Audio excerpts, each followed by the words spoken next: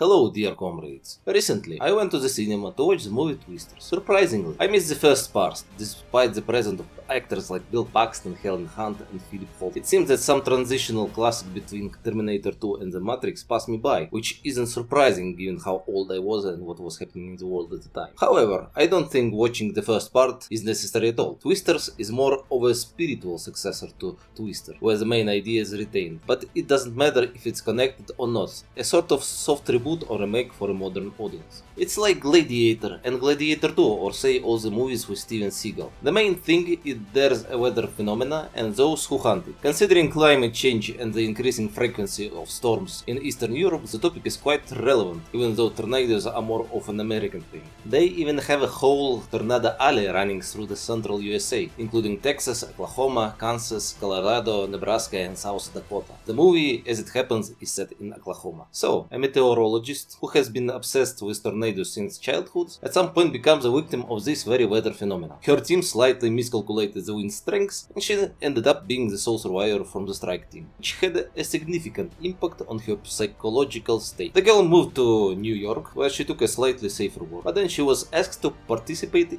in a new project. Initially just a bit, but with far-reaching intentions. And everything seemed to be going according to plan. But then she encounters a storm-chasing blogger, a daredevil cowboy, a tornado wrangler, and everything changes. I felt like this movie was a big hello from the past, somewhere from the late 90s. A simple and understandable plot and characters, pleasant special effects, and even some scientific elements, although I'm not a meteorologist, so I can't vouch for that. Later, while watching the credits, it became clear where it all came from. Steven Spielberg was one of the executive producers. Of course, there were many others involved in the making, but I feel like his influence was the most significant. I did mention that you don't need to watch the first part to appreciate this one. Perhaps it's even better not to watch it for a pure experience. But if you compare Twisters with Twister, I think the comparison isn't in favor of the first movie. In the original, the killer feature was the tornado itself, brought to life with the CGI, which is what earned it an Oscar, while the rest was a rather intimate story about saving a marriage under extraordinary circumstances. The new film, in my opinion, turned out to be more dynamic and polished. Naturally, the graphics are much better and more detailed now. When watching, you realize that practical effects couldn't achieve this, but not everywhere. But the CGI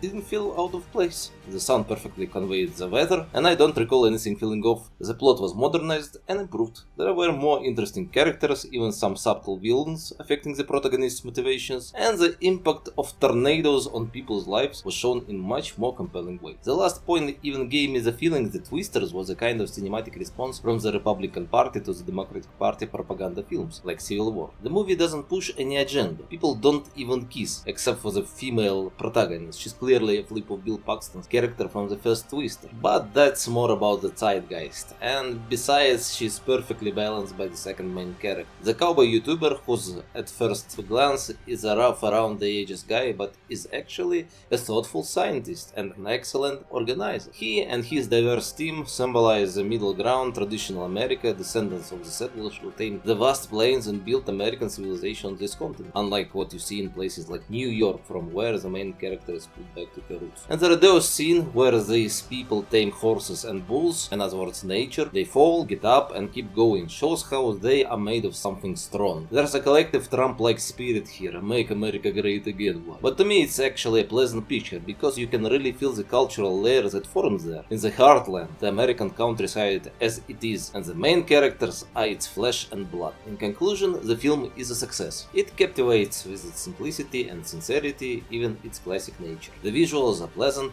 the actors are great, the screenwriter rewrote the first Twister and did even better in my opinion, and the director carefully translated this into a cinematic experience. So, if you want to see the American plains, the people and the natural disasters, it's an excellent choice for a trip to the cinema or an evening watch with good company. I sincerely recommend it.